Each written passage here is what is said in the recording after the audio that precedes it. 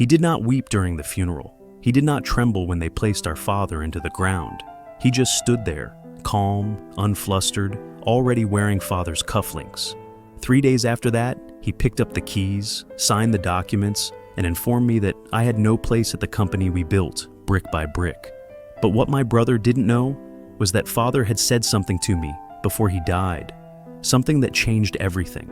And now, I'm going to set fire to all that he believes he owns. The funeral morning was bitterly cold, the kind that cut through your suit no matter how many layers you wore. I stood next to the casket, staring at the mahogany top, which seemed to gleam as though it would swing open at any moment. That was not some wooden box. It was our father, our architect, our driving force. Condolences buzzed around me everywhere, some genuine, others for show. Not my brother, Marcus.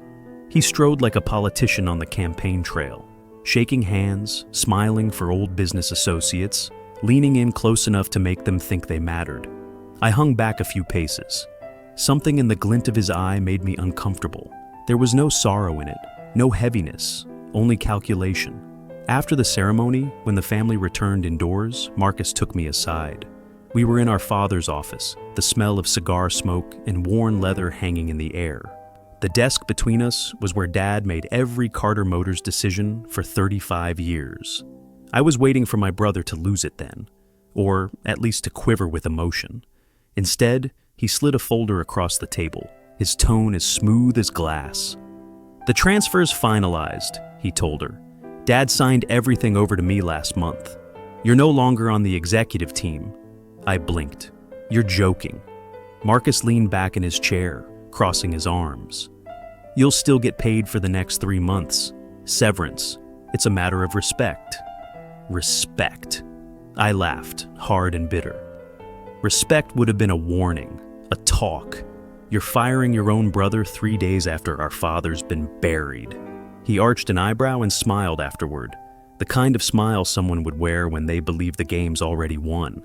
"It's not personal, Eli. It's just business." That word, that cursed word.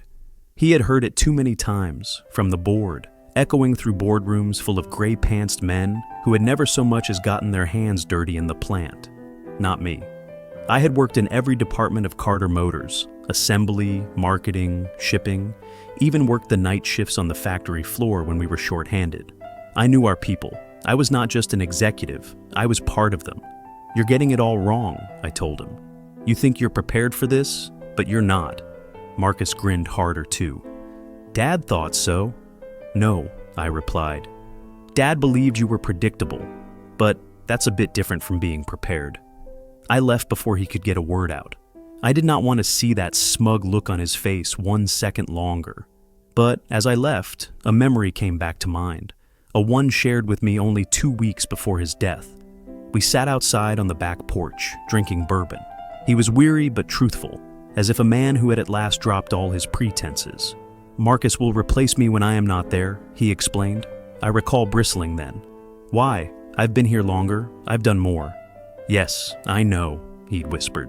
"That's why I didn't make you the face. I needed you free." "Free for what?" He hesitated before responding, gazing out of the backyard at the broken-down treehouse we'd constructed when we were children. At last, he turned to me and said, "There are things hidden in the company, secrets I couldn't handle before I became ill. If I made you the front man, they would get to you first." I was puzzled back then, but now I knew. Because 2 days following Marcus's having gotten me fired, I got an envelope in the mail, no return address. There was a flash drive inside and a note in our father's handwriting. "Employ this at the moment Marcus believes he has triumphed. The reality will decay him from within." The drive was encrypted. I cracked it that evening. Something I learned nearly made me ill. It was more than company documents. It was evidence of wrongdoing. Illegal deals, shell companies, embezzled funds, everything back to an organization known as FALK, buried under a mountain of forged invoices and front companies. And there, Marcus's name typed on each and every page. But that was not the worst part. Audio recordings were available as well. Boardroom recordings, backroom bargains. One of them made Marcus laugh. Eli is a loyal one, but profit don't grow from loyalty. I'll cut him clean once I'm in. He'll crawl away like a stray. Perhaps he'll open up a little tire shop or something. Anything to keep him out of the way. I did not weep hearing it. I did not even become angry. I just got focused. By Friday, I'd emptied out my office at Carter Motors. I left the corporate trophies and the blank plaques. I removed my old notebook, a USB drive, and a blueprint folder no one else had looked at. The prototype my father and I had spent 2 years secretly working on. The Falcon drive unit, a clean energy motor, untested but in fact revolutionary. Marcus had not even looked for it. He did not know it existed. Good. I required supporters, but I never went to the board. They were already in his pocket. I went to the people in the trenches, line managers, welders, factory workers of long experience. I met them in diners and garages, quietly, cautiously, and each one of them returned to me one by one. Marcus hasn't even set foot in the factory, one of them replied. He cut benefits just 2 days after he got the keys. He's bringing in consultants to streamline everything, said a second to me. But they just sit around in glass offices sipping imported water. He doesn't get it, our former HR head, Maria, said. He thinks loyalty can be bought. It is something you build. We didn't need to confront him face to face. Not yet. I had something better. I had something brewing, something that would take all from him the way he attempted to take all from me. That evening, I pulled out my notebook and opened the last page. Upon it, I wrote a single sentence. Marcus Carter declared war on his own kin. He overlooked the fact that I do not bleed alone. I shut the book and began phase 1. The garage on 9th Street hadn't altered in decades. With its broken windows, chipped paint, and sagging roof, Marcus would call it a useless relic. To me, though, it was sacred. Our dad would call it the first floor, not because it was the first floor, but because inside it was the seed of everything that would come later. Before we were flooded with executives, lawyers, and boardrooms, before we were a regional powerhouse in Carter Motors, there was this garage and the seed of an idea.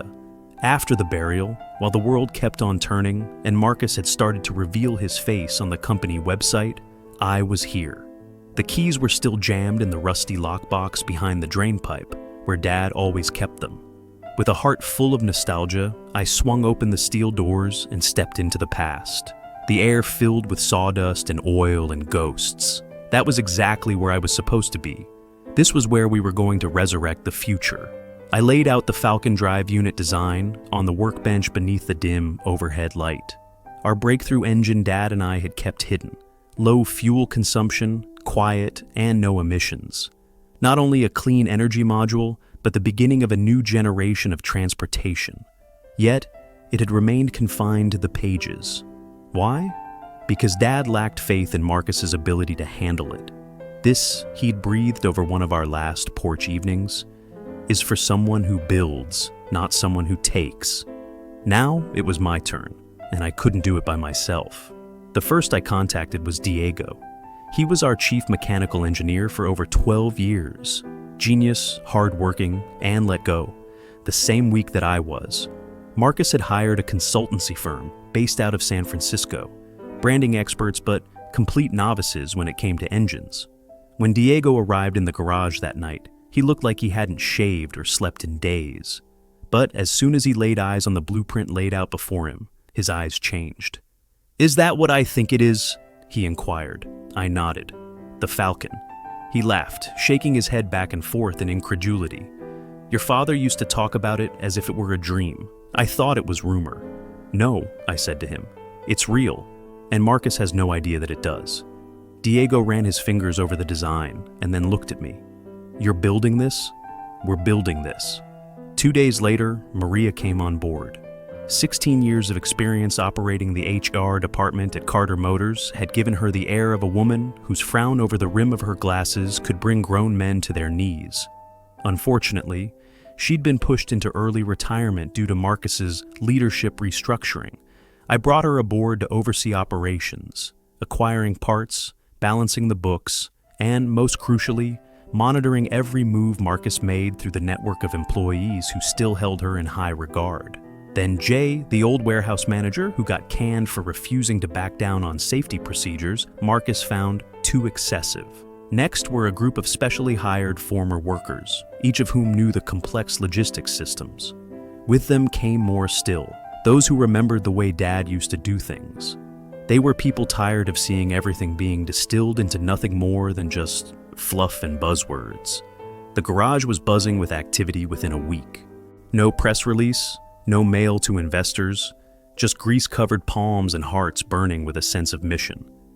As Marcus was presenting his keynotes on legacy rebranding and synergistic optimization, we were building something to outdo him, not out of spite, but due to a matter of principle. But it wasn't only the engine. The Falcon drive was the blade, but I needed the leverage. I returned to the flash drive, the very one my father had left for me. And that's when I heard of Project Falk.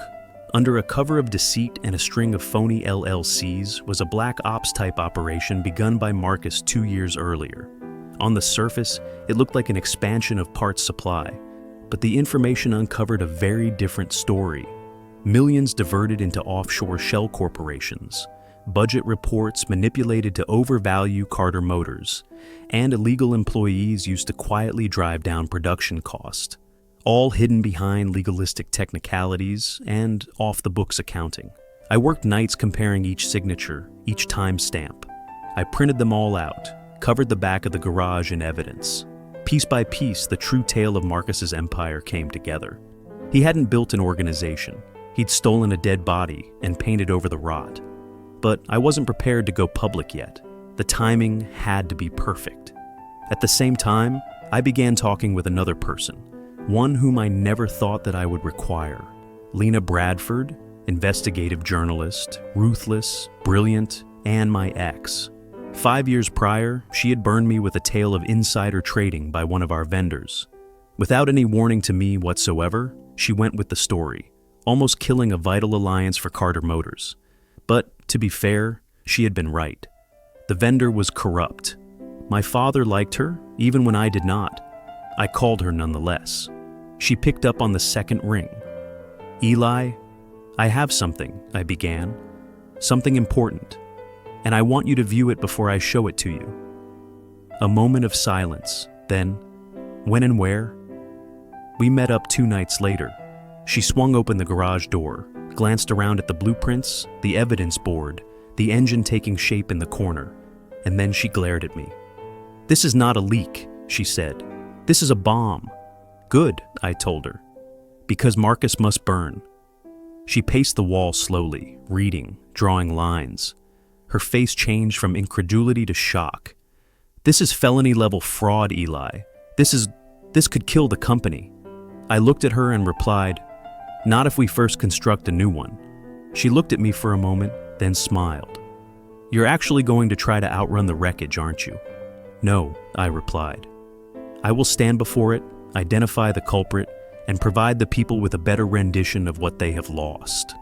Months of silence, and then she nodded to me as if we shared a common purpose. "I'll begin digging. I'll get it tidy. But you'd best be ready, Eli. When this comes crashing down, it's not only Marcus who falls, it's your surname." I glanced at the whirring engine in the corner. "I don't fear losing my name," I replied. "I fear losing it to him forever." Outside, city lights glowed behind the shattered windows.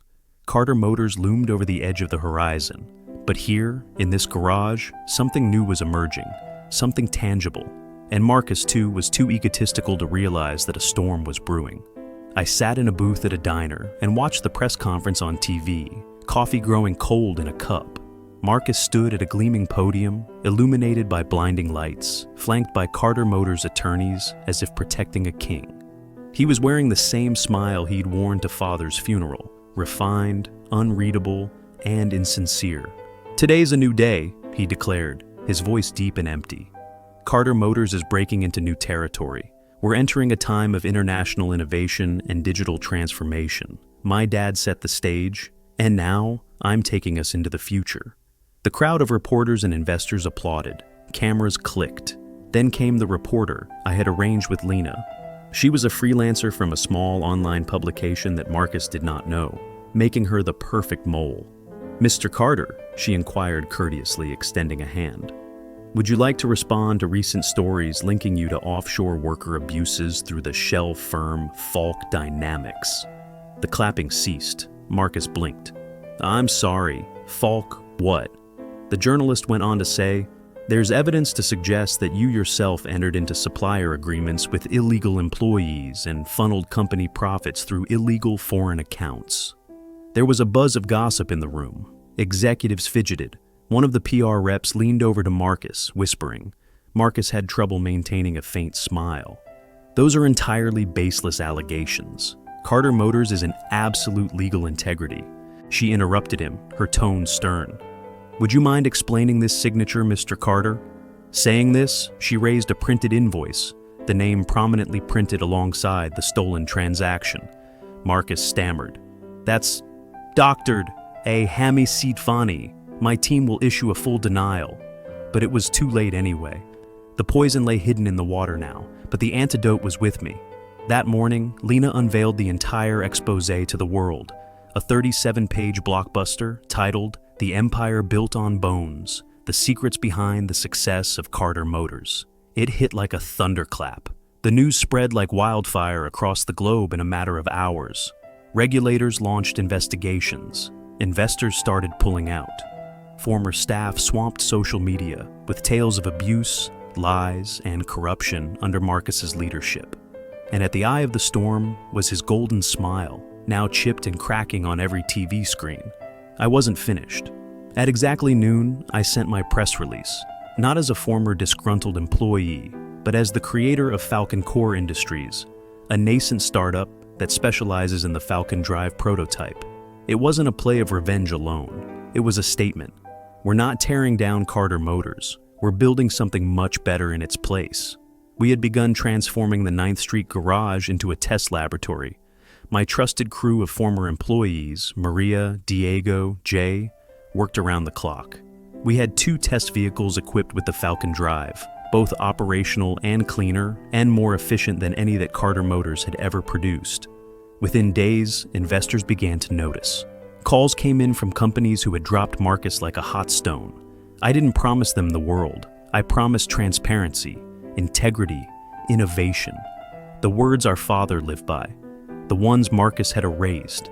Then, the board made its move. A week later after the expose, Marcus phoned me. No longer did he bear the king's voice. He looked like a man looking over the edge of a cliff. You did it, he growled. You set me up. No, I said. You did this to yourself. I merely shed light on things. There was a pause, a long, shaking breath. They're conducting a vote, he remarked. The board is considering my removal as CEO. I said nothing. You are my brother, Eli. No, I said coldly. You interred your brother with our father when you sent me away. Now, you're just a man who's been caught. He didn't call back. 2 days afterwards, Marcus was voted out of Carter Motors unanimously. The stated reason given was breach of fiduciary duty. But what everyone really knew was that he had become the cancer nobody could ignore. The name Carter was in shambles. Stocks crashed. Class action lawsuits came in waves. But Falcon Core? We rose like a phoenix. The very first time we ever opened our doors to the masses, there was a line outside of our garage. Not only interested investors and engineers, but families, retired staff, people who had known the Carter Motors of old before Marcus had turned it into a monument to himself. I boarded a small platform with the Falcon test car trailing behind me. Cameras clicked, microphones were extended. And for the first time, I spoke the truth, not only about Marcus, but about the dream we'd lost, and the one we were taking back. My dad didn't begin a company, I said. He began a promise that people are more important than profit, that innovation is to serve the world, and not the other way around. That promise was broken, but here we are, on the cusp of remaking it. It wasn't a flashy speech, but it was real, and it resonated with people. Orders began to arrive, small initially, then larger. 2 months after, Falcon Core entered into partnership with a clean energy group, an $80 million deal. Marcus arrived at the garage that night.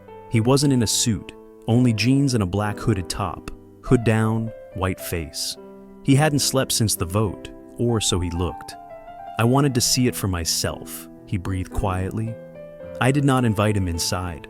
He waited outside, peering through the open bay door at the machine he had never known he possessed, the same machine that had destroyed him and saved us.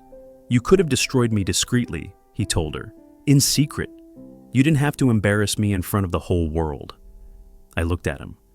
It wasn't only me that you were hurting, Marcus. You were hurting many others. You were embarrassing our father's name. I made the company more profitable than he ever could.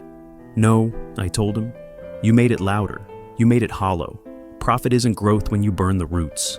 He glared at her, his jaw locked. You really think you're the favorite son?